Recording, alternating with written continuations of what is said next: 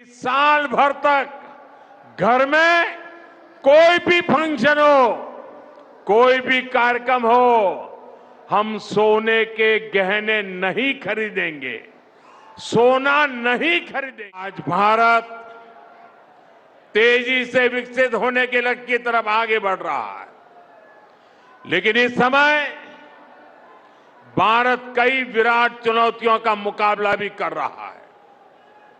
साथियों, कोरोना काल के दौरान ही दुनिया सप्लाई चेन के बहुत बड़े संकट से गिर गई थी। कोविड के बाद यूक्रेन में युद्ध शुरू हो गया, उसने दुनिया की परेशानियां और बढ़ा दी। फूड, फ्यूल, फर्टिलाइजर, इन तीनों चीजों पर गंभीर प्रभाव पड़ा। बीते 5-6 वर्षों में इस संकट से निपटने के लिए हमारी सरकार निरंतर प्रयास कर रही है। आपको याद होगा, उस समय और आज भी फर्टिलाइजर की एक एक बोरी दुनिया में 3-3 हजार रुपये में बिक रही थी। एक बोरी का 3,000 रुपया। कितना? आप बताएंगे एक बोरी का कितना? आंकड़ा नहीं, बोलिए मुंह से। 3,000 रुपया एक बोरी का। कितना? एक बोरी का कितना? एक बोरी का कितना? और भारत के किसानों को वही खाद की बोरी 300 से भी कम रुपये में दी जा रही है। 3,000 के सामने 300 रुपये में। सप्लाई चेन की इन मुश्किलों के बीच पिछले 2 महीने से हमारे पड़ोस में ही इतना बड़ा युद्ध चल रहा है। इसका असर पूरी दुनिया पर पड़ा है और भारत पर तो और भी गंभीर असर हुआ है। साथियों, भारत के पास बड़े बड़े तेल के कुएं नहीं हैं। हमें अपनी जरूरत का पेट्रोल, डीजल, गैस, ये सब बहुत बड़ी मात्रा में दुनिया के दूसरे देशों से, बाहर से मंगाना पड़ता है। युद्ध की वजह से पूरी दुनिया में पेट्रोल, डीजल, गैस और फर्टिलाइजर के दाम बहुत अधिक बढ़ चुके हैं, आसमान को भी पार कर गए हैं। अड़ोस पड़ोस में देशों में क्या हाल है वो तो अखबारों में आता है। भारत सरकार इस युद्ध के पिछले 2 महीनों से देशवासियों को इस संकट से बचाने के लिए लगातार प्रयास कर रही है। नागरिकों पर बोझ न पड़े, इसके लिए सरकार सारा बोझ सरकार खुद अपने कंधे पर उठा रही है। लेकिन साथियों, जब सप्लाई चेन पर संकट लगातार बना रहे तो हम कितने भी उपाय कर लें, मुश्किलें बढ़ती ही जाती है। इसलिए अब देश को सर्वोपरि रखते हुए, मां भारती को सर्वोपरि रखते हुए हमें एकजुट होकर के लड़ना होगा। हमें याद रखना है, देश के लिए मरना ही सिर्फ देशभक्ति नहीं होती है। देश के लिए जीना और देश के प्रति अपने कर्तव्यों को निभाना, वो भी देशभक्ति होती है। इसलिए वैश्विक संकट के इस समय में हमें कर्तव्यों को सर्वोपरि रखते हुए कुछ संकल्प लेने होंगे और उन संकल्पों को पूरे समर्पण भाव से पूरा करना होगा। जैसे एक बड़ा संकल्प है पेट्रोल डीजल का संयम से इस्तेमाल करना। साथियों, हमें पेट्रोल डीजल का उपयोग कम करना होगा। शहरों में जहां मेट्रो है वहां हम तय करें कि हम मेट्रो का ही उपयोग करेंगे, ज्यादा से ज्यादा मेट्रो में ही जाएंगे। अगर कार में ही जाना जरूरी है तो फिर कार पूल करने का प्रयास करें और भी लोगों को साथ बिठा ले। अगर हमें कहीं सामान भेजना हो तो कोशिश करनी है कि वह ज्यादा से ज्यादा रेलवे गुड्स के जो ट्रेन होती है रेलवे की सर्विसेज से भेजें, ताकि इलेक्ट्रिक रेलवे होने के कारण पेट्रोल डीजल की जरूरत नहीं पड़ती है। जिन लोगों के पास इलेक्ट्रिक व्हीकल है वो भी कोशिश करें कि इलेक्ट्रिक व्हीकल का ज्यादा से ज्यादा उपयोग करें। साथियों, हमने कोरोना के समय में वर्क फ्रॉम होम की, ऑनलाइन मीटिंग्स की, वीडियो कॉन्फ्रेंस की, ऐसी अनेक व्यवस्थाएं विकसित की और हमें आदत भी हो गई थी। आज समय की मांग ऐसी है कि उन व्यवस्थाओं को हम फिर से शुरू करें तो वो देश हित में होगा। Work from home, online conferences, virtual meetings, इनको हमें फिर से प्राथमिकता देनी है। क्यों? आज जो संकट है उसमें हमें विदेशी मुद्रा बचाने पर भी बहुत जोर देना होगा, क्योंकि दुनिया में पेट्रोल डीजल इतना ज्यादा महंगा हो गया है, पहले से कई गुना ज्यादा कीमतें बढ़ गई है। तो हम सबका दायित्व है कि पेट्रोल डीजल की खरीद पर जो विदेशी मुद्रा खर्च होती है, पेट्रोल डीजल बचाकर हमें वो मुद्रा भी बचानी है। इसके लिए हमारे छोटे छोटे प्रयास भी देश की बहुत मदद कर सकते हैं।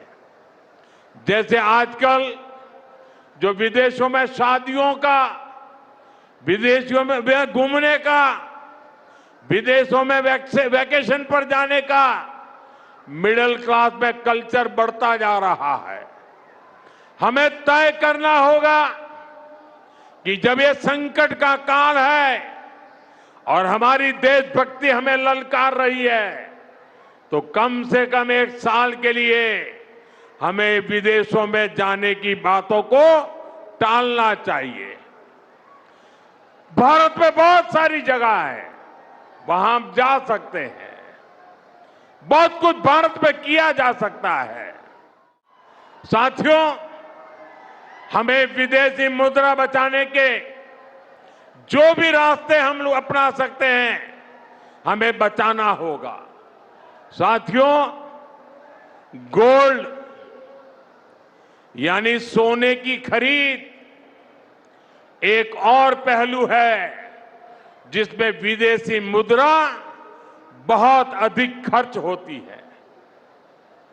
एक जमाना था जब संकट आता था, कोई युद्ध होता था, तो लोग देश हित में सोना दान दे देते थे। आज दान की जरूरत नहीं है, लेकिन देश हित में हमको ये तय करना पड़ेगा। साल भर तक घर में कोई भी फंक्शन हो, कोई भी कार्यक्रम हो, हम सोने के गहने नहीं खरीदेंगे, सोना नहीं खरीदेंगे। विदेशी मुद्रा बचाने के लिए हमारी देशभक्ति हमें चुनौती दे रही है और हमें इस चुनौती को स्वीकार करते हुए विदेशी मुद्रा को बचाना होगा। साथियों, ये समय एक और बड़े सबक का भी है। एक समय था जब हम कॉपर एक्सपोर्ट करते थे, लेकिन आज भारत के सामने स्थिति ऐसी बन गई कि अब हमें कॉपर को भी इंपोर्ट करना पड़ता है। हमारे देश में हड़तालें करवाकर कॉपर प्लांट्स को ठप करवा दिया गया और अब हालत ये हो गई कि हमें कॉपर बाहर से मंगाना पड़ता है और उसमें विदेशी मुद्रा खर्च होती है। इसलिए मैं ऐसे सभी श्रमिक समूह मजदूर संगठनों से भी कहूंगा कि हमें ऐसी बातों का जरूर ध्यान रखना चाहिए। भारत को आत्मनिर्भर बनने से जो भी कदम रोकते हैं उनमें हमें दूरी बनानी होगी और जो लोग ऐसी साजिशों में जुटे हैं उन पर भी कड़ी नजर रखनी होगी। मैं देश की अदालतों से भी आग्रह करूंगा कि ऐसी स्थिति आने पर देश हित में हमें कोई ना कोई रास्ता निकालने की तरफ बढ़ना चाहिए। साथियों, ऐसे ही खाने के तेल का भी है। इसके आयात के लिए भी बहुत बड़ी मात्रा में हमें विदेशी मुद्रा खर्च करनी पड़ती है। हर परिवार अगर खाने के तेल में खाने का तेल का जो उपयोग करता है, अगर वो कुछ कमी करे, मैंने बार बार कहा है 10% कम करो। अगर हम तेल खाना कम करें ना, तो भी वो देशभक्ति का बहुत बड़ा काम है। आप देश सेवा में योगदान दे सकते हैं और इससे देश सेवा भी होगी और देह सेवा भी होगी। इससे देश के खजाने का स्वास्थ्य भी सुधरेगा और परिवार के हर सदस्य का स्वास्थ्य भी अच्छा रहेगा। साथियों, विदेशी मुद्रा की खपत वाला एक और सेक्टर हमारी खेती है। हम बहुत बड़ी मात्रा में बाहर से केमिकल फर्टिलाइजर इंपोर्ट करते हैं। केमिकल फर्टिलाइजर खेती के कारण हमारी धरती मां को बहुत पीड़ा हो रही है। हमारे खेत बर्बाद हो रहे हैं। अगर आज हम अपने खेत को नहीं बचाएंगे तो भविष्य में फसलों पर भी खतरा आ जाएगा। इसलिए बहुत जरूरी है कि हम केमिकल फर्टिलाइजर की खपत 25%, 30%, 40%, 50% उसको घटाए, आधी कर दें और हम उसके साथ साथ नेचुरल फार्मिंग की तरफ बढ़ें। हम फर्टिलाइजर का उपयोग कम करके विदेशी मुद्रा भी बचा सकते हैं और साथ साथ अपने खेत को बचा सकते हैं, हमारी ये धरती मां को बचा सकते हैं और यह हमें करना ही होगा।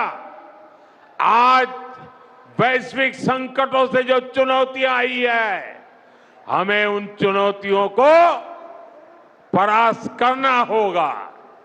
साथियों, भारत सरकार खेतों में डीजल पंप की जगह सोलर पंप की योजना चला रही है।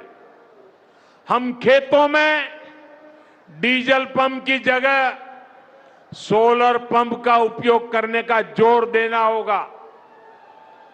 मैं कोविड काल में भी आग्रह करता था कि हम स्थानीय चीजें खरीदें, वोकल फॉर लोकल के मंत्र को लेकर चले। हम मेड इन इंडिया चीजें खरीदकर भी विदेशी मुद्रा बचा सकते हैं और हमारे देश में स्थानीय उत्पादन की कोई कमी नहीं है। चाहे जूते हो, पर्स हो, बैग हो, हमें स्वदेशी पर बल देना चाहिए। और मैं ये नहीं कह रहा कि जो आपके पास विदेशी चीजें खरीदी हुई है, विदेशी ब्रांड की है, उनको जाकर के फेंक दो, ऐसा मैं नहीं कह रहा हूं। लेकिन मेरा आग्रह है कि नए विदेशी प्रोडक्ट हमें नहीं खरीदने चाहिए। और वाकई हमें कई बार अंदाजा तक नहीं होता कि रोजमर्रा की कितनी सारी चीजें विदेशी है जो हम ऐसे ही यूज कर रहे हैं। और साथियों, जब मैं बात स्वदेशी की करता हूं तो लोगों को लगता है कि दिवाली के दिए खरीदो मतलब स्वदेशी हो गया। ये तो भ्रम फैलाने वाली बातें हैं, इसे सफलता नहीं मिलती है।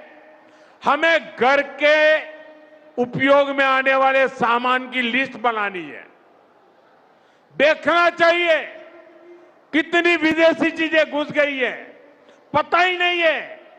कैंची हो, कंघी हो, छोटी छोटी चीजें, टूथपिन, टूथब्रश, कितना सारा सामान विदेश से हमारे घर में घुस गया है। फिर इस लिस्ट से हमें हो सके उतना जल्दी स्वदेशी में बदलना चाहिए। साथियों, ये बातें सिर्फ एक सरकार, एक दल, एक व्यक्ति की नहीं है। ये बीजेपी का भी मुद्दा नहीं है, ये देश का मुद्दा है। और इसके लिए हर नागरिक, हर राजनीतिक दल, हर सरकार, हर समाज, हर संगठन को संकल्पबद्ध होगा। मैं मीडिया के साथियों से भी देश हित में आगे आने के लिए आग्रह करूंगा। आइए देशभक्ति का भाव जगाएं और देश को जो वैश्विक संकट चल रहे हैं, देश उस संकटों का लाभ ले, परिस्थिति पे सवार हो जाए, ऐसा वातावरण बनाने के लिए हमें योगदान देना होगा। और तभी जाकर के देश सफल होगा। ऐसे संकल्प जब हर नागरिक पूरी ईमानदारी से सिद्ध करेगा तो भारत हर संकट में जरूर विजयी होगा।